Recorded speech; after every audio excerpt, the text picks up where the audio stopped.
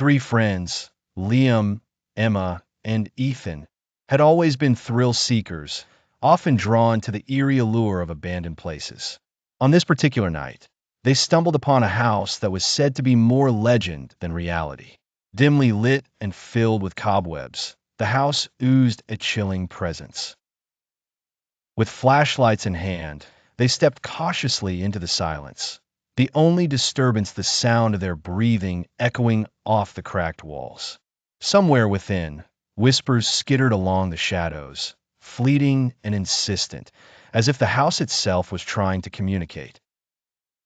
Focused, they traversed the corridors until a singular presence drew them in, a massive, ancient door. It stood at the hallway's end like a monument to secrets forgotten.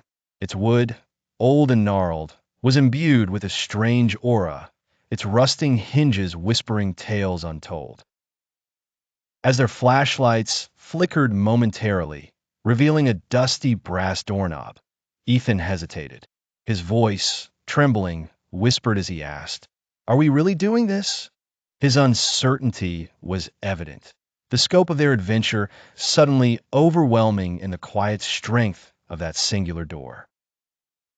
Liam, whose curious spirit often overrode any logical restraint, grinned wickedly as he reached out, his hand grazing the rough texture of the door. "They say no one should open this. Ever."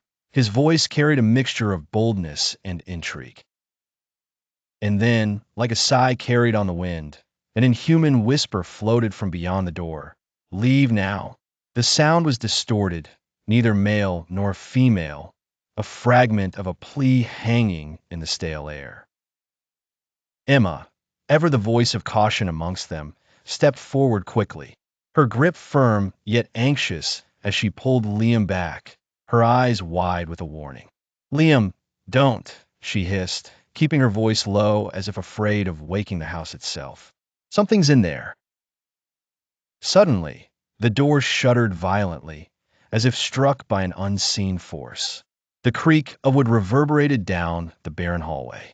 From beneath the door, a cold mist began to seep, curling toward their feet like ghostly fingers reaching for warmth. Unease gripped Ethan, who stepped back, tiny whispers of fear lacing his voice. "Dude, we need to go," he urged, his instincts screaming to flee, even as curiosity pulled at their heartstrings.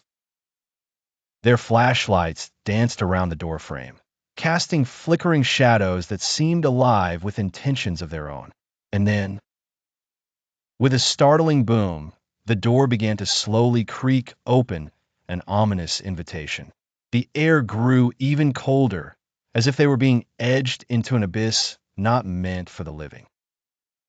Their hearts raced, and in a jarring instant, the screen cut to black. The words "to be continued," etched in crimson, leaving their fates and the mysteries of the whispering door, left to imagination and the macabre promise of revelations waiting beyond.